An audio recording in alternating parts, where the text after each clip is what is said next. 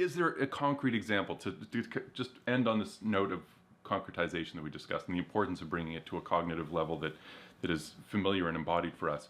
Is there a concrete example of something where you said something, and I'm not thinking of anything in particular, I'm being entirely genuine here.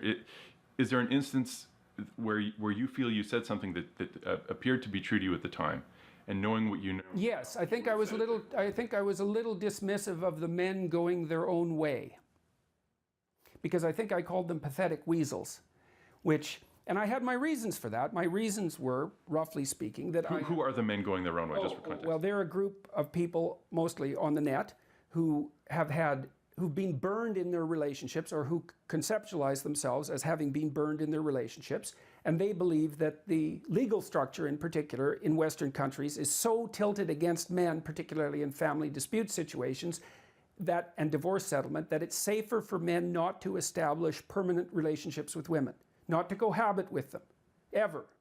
And they're a large movement. Now, how large they are, I don't know, but they're large enough.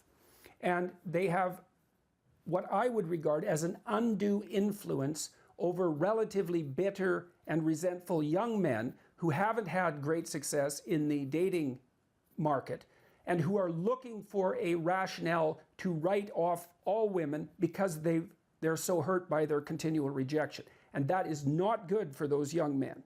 And so the reason that I disparaged the men going their own way was because I had seen the pernicious effect, these are often older guys, the pernicious effect of their world-weary philosophy on young men. Now, these guys think that they're just warning them, and they are warning them, but they're not just warning them.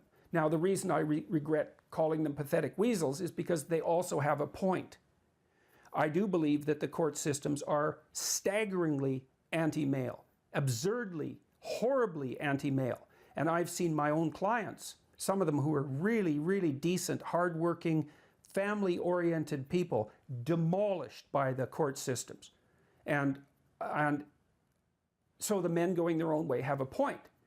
And so I'm sorry that I called them pathetic weasels, but I outlined my reasons. And so yes, I do regret that. I have to be careful because I do have a dark satirical sense of humor, and I can utter epithets, let's say, for the sake of punctuating a point, while simultaneously forgetting that 150,000 people will listen to it. So I regret that. Other than that, I'm judging my behavior on the degree to which my trajectory is upward. And I believe that I have responsibly improved the articulation of my arguments with every iteration of them. And I think that had that not been happening, I would have been taught a very serious lesson, because there were plenty of people, and still are, who would be perfectly happy to see me be taught a very serious lesson. It's quite terrifying, you know. I'm on a tightrope. It's not as much a tightrope as it was, but for a long time, for months, had I said anything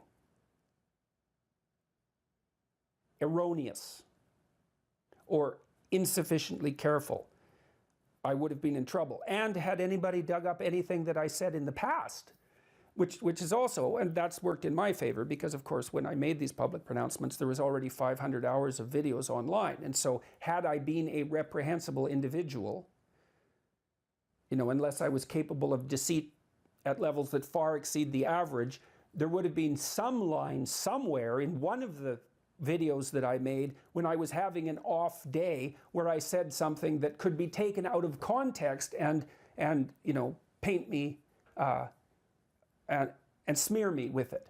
But that hasn't happened, and I think the reason that that hasn't happened is because, touch wood, those utterances actually don't exist. So that's a great point to end on. Thank you so much. Right.